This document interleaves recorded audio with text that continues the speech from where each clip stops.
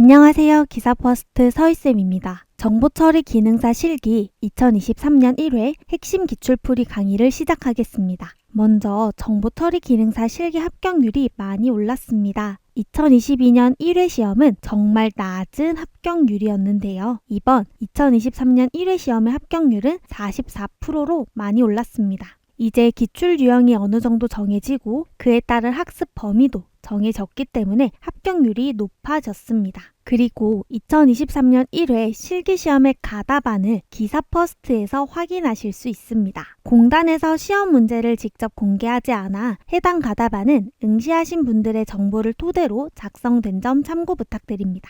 그럼 2023년 1회 정보처리 기능사 실기 기출풀이 강의를 시작하겠습니다. 강의에서 설명드린 내용은 키워드 위주로 간략히 설명드리고 새롭게 출제된 이론 내용 위주로 강의가 진행됩니다. 첫 번째 문제는 무결성 제약 조건 문제입니다. 인덱스를 생성할 때 그 인덱스는 중복이 배제된다. 즉, 유일한 값으로 존재해야 하는 제약 조건은 유니크 제약 조건입니다. 유니크 제약 조건은 특정 속성의 값이 중복이 되어서는 안 된다는 조건입니다. 예를 들어 회원 정보 테이블에 아이디와 주민번호 속성이 있다고 합시다. 이때 기본 키를 주민번호 속성으로 정하였어요. 근데 아이디도 중복이 되어서는 안 되죠. 따라서 아이디의 중복을 배제하고 그리고 아이디를 기준으로 정렬하기 위해서 이 아이디 속성을 인덱스로 정하는 겁니다. 이때 사용되는 명령어가 유니크 명령어입니다. 다음 문제 볼게요. 키와 관련된 문제입니다. 다른 릴레이션의 기본 키를 참조하는 키는 외래 키입니다.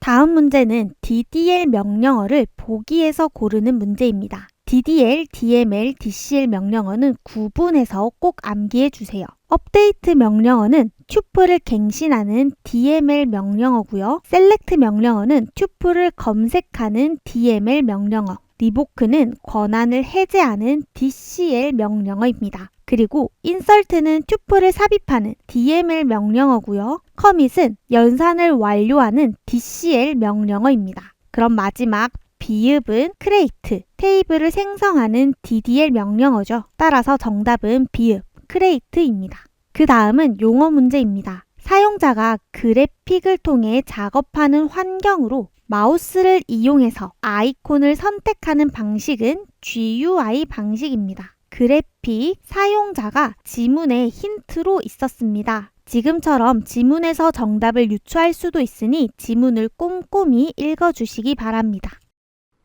SQL문 문제입니다. 이렇게 테이블이 주어지고 주어진 SQL문을 실행하였을 때 그 실행 결과를 작성하는 문제인데요. SQL문 먼저 볼게요.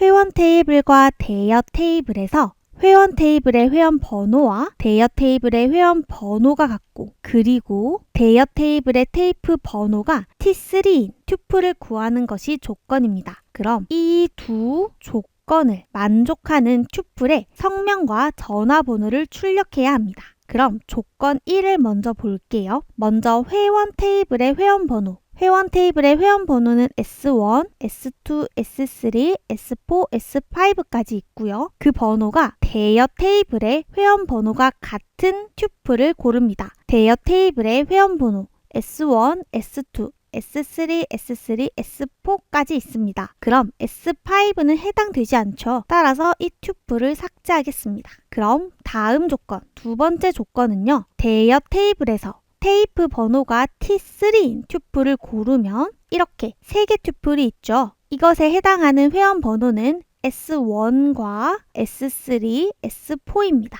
그럼 똑같이 회원 테이블에서 S1, S3, S4가 해당되겠죠. 이때 회원 테이블에 성명과 전화번호를 출력하라는 코드를 실행하면 이동국 333, 박창선 444, 이동국 111이 출력됩니다. 다음은 프로그래밍 언어 자바 언어 문제입니다. 정보처리 기능사 실기시험에 처음 출제되는 이론 내용입니다. 오버로딩에 관한 문제인데요. 먼저 오버로딩이란 하나의 클래스 내에서 같은 이름으로 여러 개의 메소드를 정의하는 과정입니다. 예를 들어 이렇게 하나의 클래스, 기사 퍼스트 클래스 안에 캣이라는 같은 이름의 메소드가 3개 있어요. 하지만 현재 매개 변수가 다르죠. 이렇게 같은 이름의 메소드를 여러 개 정의하고 매개 변수의 데이터 타입과 개수를 다르게 하는 것을 오버로딩이라고 합니다. 첫 번째 cat 메소드는 매개 변수가 없죠. 그리고 두 번째 cat 메소드는 매개 변수가 1개입니다. 그리고 세 번째 cat 메소드도 매개 변수가 1개인데 두 메소드는 매개 변수의 데이터 타입이 서로 다르죠. 이 메소드의 매개 변수의 타입은 int형, 정수형이고요. 다음 메소드의 매개 변수는 string, 문자열형입니다. 이렇게 이름은 같지만 매개 변수가 다르면 이 3개의 메소드는 다 다른 메소드인 걸 생각하시면서 코드 보겠습니다. 메인 함수부터 코드를 실행합니다. 그리고 기사 퍼스트 클래스의 객체 GT를 생성하고요. 객체 GT의 메소드 cat을 호출합니다. 즉, 기사 퍼스트의 메소드 cat을 호출하는데 어떤 메소드를 호출하냐면 매개 변수가 없는 이 메소드를 호출하게 됩니다.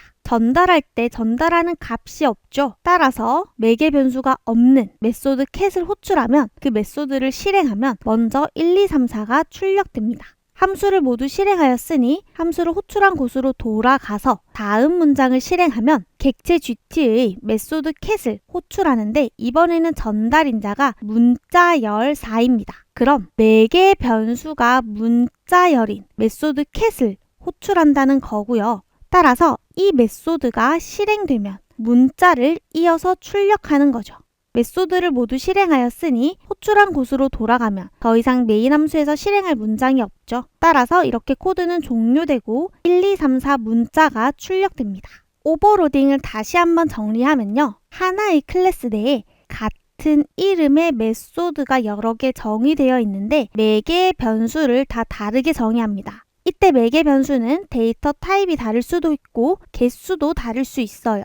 그럼 이 오버로딩된 메소드 cat을 호출하면 전달하는 인자에 따라서 맞는 오버로딩 메소드가 호출되는 겁니다. 첫 번째는 전달하는 인자가 없는 메소드를 호출하면 매개 변수가 없는 메소드가 호출되는 거고요. 두 번째는 전달하는 값이 문자열인 메소드를 호출하면 이 문자열을 받을 매개 변수가 있어야 하죠. 따라서 매개 변수가 문자열형, 스트링형인 이 메소드가 호출되는 겁니다.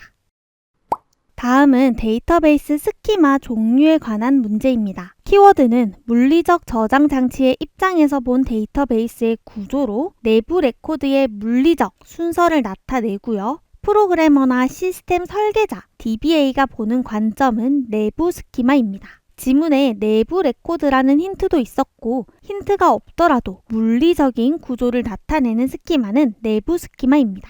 다음은 C 언어 문제입니다. 이번 코드는 매스 헤더 파일에 포함된 여러 가지 수학 함수에 관련된 코드입니다. 쉽게 말해서요. 이 코드에 표준 입출력 헤더 파일을 포함했기 때문에 printf 출력 함수를 사용할 수 있었죠. 그리고 이 코드에서 매스 헤더 파일을 포함했기 때문에 파워 함수와 실 함수 그리고 m5를 사용할 수 있는 겁니다.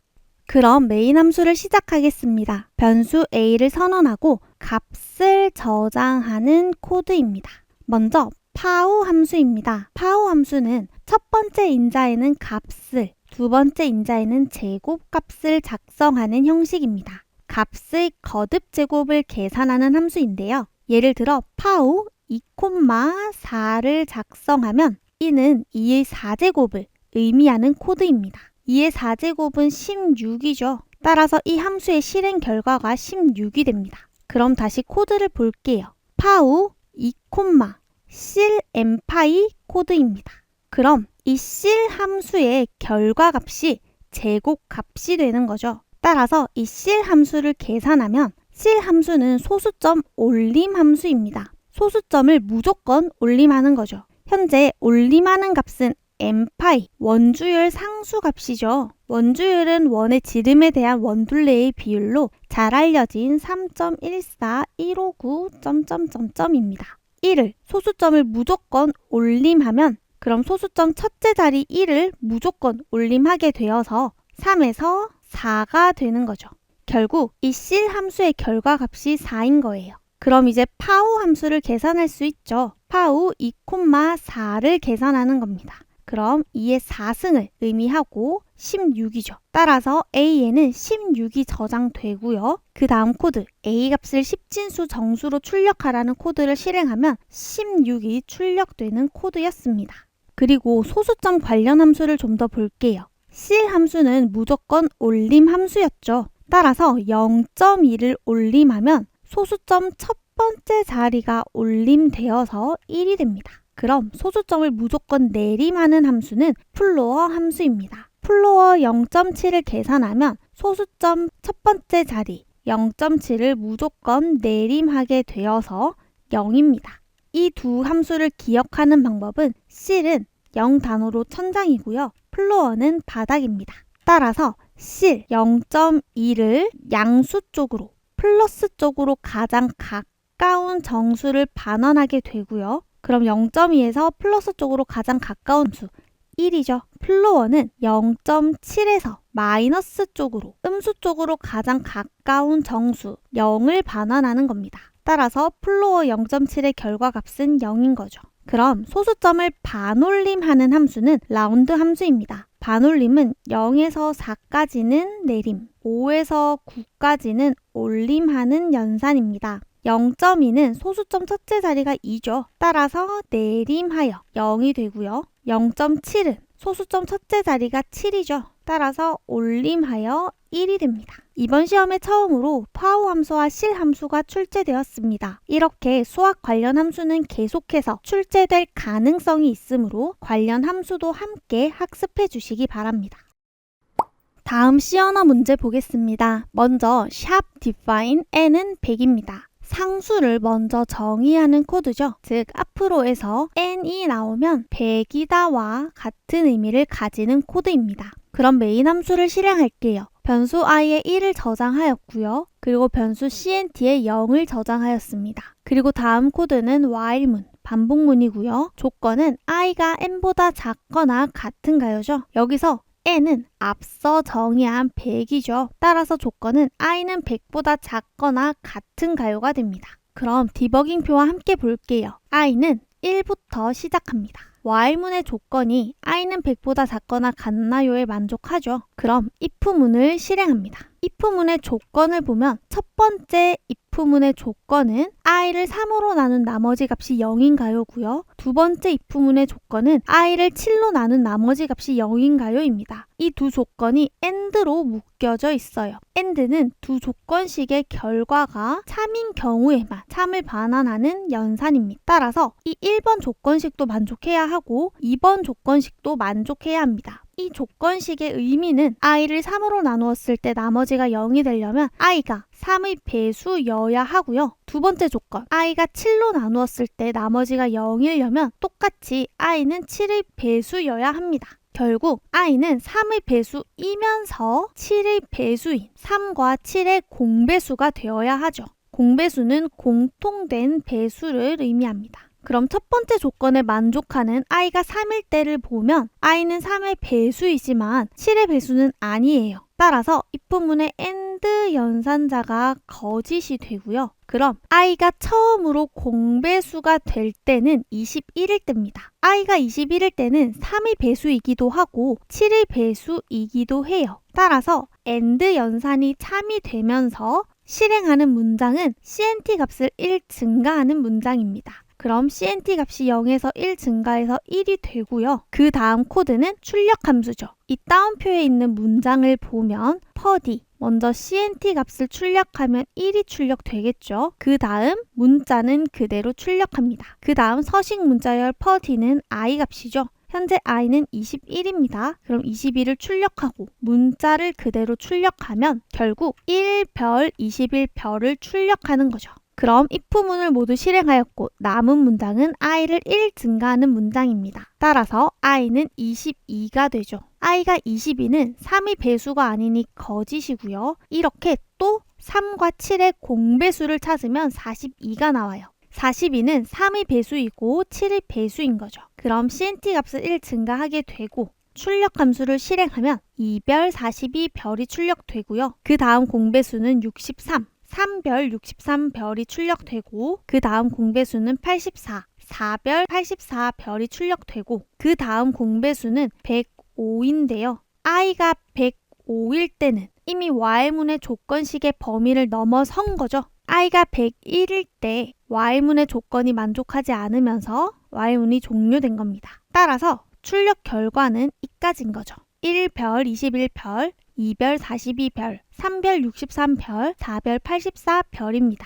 결국 이 코드는 1부터 100까지의 3과 7의 공배수를 구하는 코드였습니다. 그럼 공배수를 구하는 방법은요. 3은 1 곱하기 3이고 7은 1 곱하기 7입니다. 이때 공통된 배수를 구하면 1, 3, 7로 계산하면 돼요.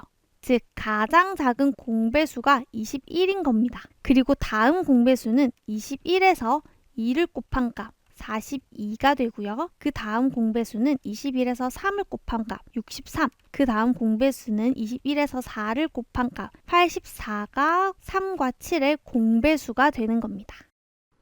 다음은 윈도우 단축키 관련 문제입니다. 윈도우 화면을 잠금하는 단축키는 윈도우 키와 락, L키입니다. 잠금의 락 또는 로그 오프를 생각해 주세요. 다음은 네트워크 프로토콜 문제입니다. 네트워크를 관리하는 표준 프로토콜로 네트워크의 장치와 그들의 동작을 감시하는 프로토콜을 보기에서 고르면 네트워크 관리 프로토콜로 SNMP입니다.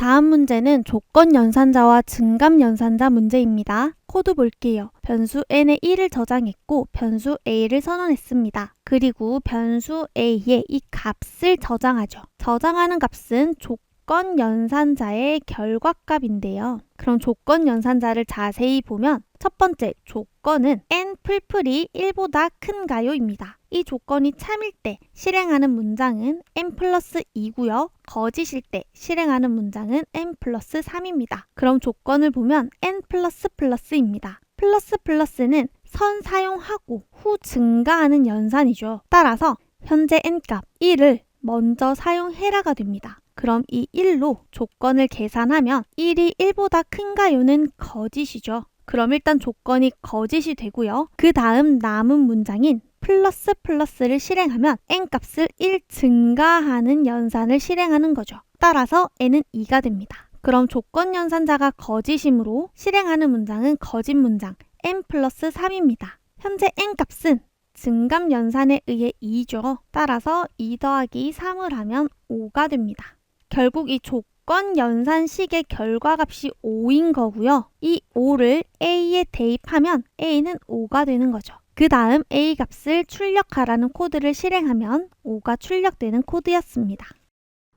다음은 C 언어 문제입니다. 변수 result를 선언하였고요. 그 다음 변수 result의 값을 저장하는데 저장하는 값은 size of int 값 더하기 size of 캐릭터 값입니다. size of는 데이터 타입의 크기를 반환하는 함수입니다. 즉 size of int는 데이터 타입 int의 크기를 의미하고요. 즉 4 더하기 size of 캐릭터는 데이터 타입 캐릭터의 크기 1을 의미합니다. 두 값을 더하면 5죠. 즉 result의 5를 저장하고 result 값을 출력하는 함수를 실행하면 5가 출력되는 코드입니다. 네트워크 프로토콜 문제가 한 문제 더 출제되었습니다. 원격 컴퓨터에 안전하게 액세스, 접근하기 위한 프로토콜로 22번 포트를 사용하는 프로토콜은 SSH입니다. SSH 프로토콜은 안전하게 네트워크에 접속하기 위해서 사용되는 보안 프로토콜입니다. 그 다음 문제는 유닉스 명령어 관련 문제입니다. 유닉스 명령어 중 화면 출력 기능을 가지는 명령어를 보기에서 고르면 기억 CAT 명령어입니다. CAT 명령어는 파일의 내용을 화면에 출력하는 명령어입니다. 그리고 남은 보기를 보면 퀴즈는 도스나 유닉스 또는 리눅스에서 사용하는 명령어가 아니고요. 그 다음 pwd는 현재 작업 중인 디렉토리의 경로를 출력하는 명령어입니다. 그리고 타입은 파일의 내용을 출력하는 도스 명령어고요. kill은 현재 실행 중인 프로세스를 종료하는 명령어, 그리고 attribute는 파일의 속성을 지정하는 도스 명령어입니다. 다음은 프로그램 수행 순서, 해독하는 순서 문제입니다. 처음 출제된 이론 내용입니다. 컴퓨터에 이렇게 C, 자바와 같은 소스 코드를 실행하면 목적 코드로 변환됩니다. 이때 이 소스 코드는 사람이 이해할 수 있는 고급 언어라고 하면요. 이 목적 코드는 컴퓨터가 이해할 수 있는 저급 언어입니다. 이 소스 코드를 목적 코드로 변환하는 과정을 컴파일이라고 하고 컴파일러를 이용합니다. 그럼 이 컴퓨터가 이해할 수 있는 목적 코드를 이제 실행할 수 있는 실행 파일로 만드는 과정을 링크라고 하고요. 링커를 이용합니다. 이게 프로그램 수행 순서인데요. 코드를 컴퓨터가 이해할 수 있는 언어로 해독한다고 해서 해독 순서라고도 합니다. 그럼 문제를 보면 수행 순서에서 빈칸에 들어갈 정답은 소스 코드를 목적 코드로 만들어주는 모듈은 컴파일러입니다. 즉 소스 코드에서 컴파일러를 사용해서 목적 코드가 되고요. 목적 코드에서 링커를 사용하여 실행 가능한 모듈이 됩니다. 즉 실행 파일이 됩니다. 이때 이 모듈은 소프트웨어 내에서 프로그램을 의미하는 기본적인 단위입니다. 예를 들어 계산기에서 덧셈과 뺄셈이 있죠. 덧셈 모듈과 뺄셈 모듈은 이렇게 하나하나 독립적으로 만들 수도 있고요. 덧셈 모듈과 뺄셈 모듈을 합쳐서 계산기 소프트웨어로도 만들 수 있습니다. 다음은 관계 데이터베이스 용어 관련 문제입니다. 하나의 애트리뷰트, 속성이 가질 수 있는 원자 값들의 집합은 도메인입니다. 그리고 다음은 셀렉트문 실행 순서 문제입니다. 보기에서 고르는 단순 암기 문제입니다. 정답은 where, group by, having 순서로 진행됩니다. 다음 문제는 OSI 7계층 문제입니다. 키워드는 물리적 연결을 통해서 동기화, 오류 제어, 흐름 개혁 기능을 수행하는 역할은 데이터 링크 계층이죠. 이때 이 물리적 연결은 두 인접 시스템들 간에 물리적으로 연결되어 있고 이들 간의 정보 전송을 지원하는 계층이 데이터 링크 계층입니다. C언어 코드 문제 보겠습니다. 먼저 C언어에서 문자열을 저장하는 방법은 첫 번째, 캐릭터형 배열을 이용하고요. 두 번째는 포인터를 이용합니다. 첫 번째 문자 배열을 이용해서 문자열을 저장하면 이렇게 하나의 공간에 한 글자씩 저장됩니다. 배열은 연속적인 저장 공간을 가지는 문법입니다. 따라서 이 문자열이 이렇게 연속적으로 저장되어 있어서 만약 첫 번째 시작 공간이 10번지라고 하면 10번지, 11번지, 12번지, 13번지, 14번지까지 저장되는 거죠. 이렇게 배열은 연속적인 공간을 사용하기 때문에 메모리의 주소에 접근하는 포인터를 이용해서 문자열을 저장할 수도 있습니다. 문자열 포인터를 이용해서 문자열을 똑같이 저장하면 동일하게 하나의 공간에 한 글자씩 저장되고 연속적인 저장 공간을 가집니다. 그럼 코드 볼게요. 캐릭터 별 포인터를 이용해서 문자열을 저장하고 있는데 크기가 7인 배열로 선언하였어요. 즉 문자열을 저장하는 배열 리스트를 선언한 코드가 됩니다. 따라서 배열 리스트에는 문자열 월요일부터 일요일까지 차례대로 저장하고 있습니다. 그 다음 변수 CNT에 1을 저장하고요. 그리고 포문입니다. 구조는 i는 1부터 7보다 작을 때까지 1씩 증가하며 문장을 반복하죠. 반복하는 문장은 if문입니다. 디버깅 표와 함께 볼게요. 먼저 i는 1부터 시작하고요. 포문의 조건을 만족함으로 if문을 실행하면 i를 3으로 나눈 나머지 값이 0인가요? 입니다. i는 3의 배수인가요를 묻는 코드죠. i는 1이면 3의 배수가 아닙니다. 그럼 if문의 조건에 거짓이니 if문을 실행하지 않고 cnt 값을 1 증가하면 cnt는 2가 됩니다. 그 다음 선두로 가서 i 값을 1 증가하고 포문의 조건식에 만족함으로 if문을 보면 i 값 2가 3의 배수인가요? 아니죠. 그럼 if문의 문장을 실행하지 않고 cnt 값만 1 증가하고요. 다시 선두로 가서 i 값을 1 증가하면 i는 3이 됩니다. 그 다음 포문의 조건식에 만족하죠. 그럼 if문을 실행하면 3은 3의 배수인가요? 참이 됩니다. 조건식의 참이죠. 따라서 if문의 문장을 실행하면 브레이크문이 실행돼요. 브레이크문은 현재 반복 중인 반복문을 바로 탈출하라는 코드죠. 따라서 이렇게 반복문 포문이 종료됩니다. 그럼 다음 코드는 출력 함수입니다. 이 따옴표에 있는 값을 출력하는데 문자열은 그대로 출력하고요. 그 다음 서식 문자열을 만나면 이 변수의 값을 출력하는데 값을 보면 배열 리스트의 인덱스 CNT 값이죠. 현재 CNT는 3입니다. 즉 리스트 3의 값을 보면 목요일입니다. 목요일을 문자열 형식으로 출력하면 출력 결과는 오늘은 목요일이 출력되는 코드였습니다.